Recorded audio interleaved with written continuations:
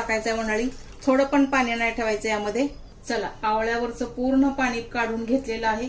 आपण पुढे काय करायचं ते बघायचं आहे। गॅस चालू केलेला आहे, त्यावरती आपण कुकर ठेवायचा आहे। कुकरमध्ये आपण कमीत कमी 2 ते 3 ग्लास पाणी टाकायचं आहे।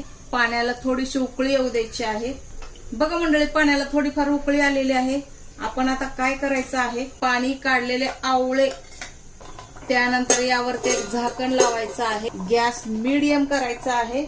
मीडियम गॅसवरती 3 शिट्टी घ्यायची आहे। 3 शिट्टी झाल्याच्या नंतर भेटू मंडळी।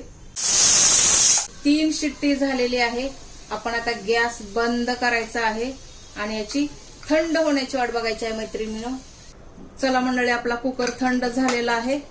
आपण आता काढायचा आहे। आवळे आपले छान उकडलेले आहेत बघा, आपोआप पूर्ण निघत आहेत।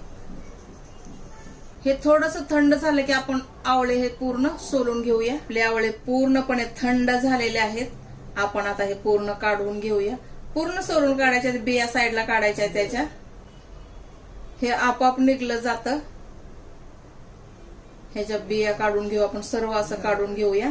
ह्याला अजिबात चाकूची वगैरे गरज नाही किंवा कापायची पण गरज नाही। पूर्ण हाताने व्यवस्थित हे निघलं जातं। हे बघा असं। हे अर्धा किलो आवळे आहेत मंडळी, सर्व सोलून घेऊया। हे बघा मंडळी, हे सर्व आपण काढून घेतलेलं आहे। गॅस मीडियम करायचा आहे।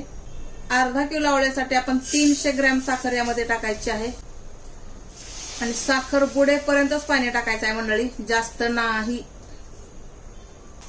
साखर पूर्ण वितळून घेऊया आपण। साखर पूर्ण विरघळली तर आपण हा आवळा यामध्ये टाकायचा आहे, ट्रान्सपरंट होईपर्यंत। त्यानंतर थंड झाल्याच्या नंतर आपण हे काचेच्या बरणीमध्ये किंवा चिनी मातीच्या बरणीमध्ये भरून ठेवायचं आहे। प्लास्टिकच्या बरणीत जर भरून ठेवलं तर हे जास्त दिवस नाही टिकणार। थोडीशी उकळी आली की 4-5 लवंगा आपण यामध्ये टाकायच्या आहेत मंडळी आणि अर्धा चमचा वेलचीची पावडर टाकायची आहे। सुगंध थोडासा चांगला येईल। आवळ्याचा टेस्ट थोडी कसारी असते ना, त्यामुळे टेस्ट थोडी बॅलन्स होईल यासाठी आपण लवंग टाकायची आहे। आणि जर का तुम्ही म्हणत असाल वेलची पावडर, वेलची पावडर कुठल्याही गोड वस्तूमध्ये टाकली तर त्याचा स्वाद खूप छान होतो, यासाठी वेलचीची पावडर पण आपण टाकून घेतलेली आहे। आवळ्याचा मुरब्बा म्हणू शकतो। नॉनस्टॉप असं फिरवत राहायचं आहे मंडळी याला। फिरून फिरून थोडं ट्रान्सपरंट झालं की आपण गॅस बंद करूया। आवळ्यामध्ये म्हणाल तर आवळ्यामध्ये व्हिटॅमिन सी भरपूर प्रमाणात असतं। केसाच्या जर प्रॉब्लेम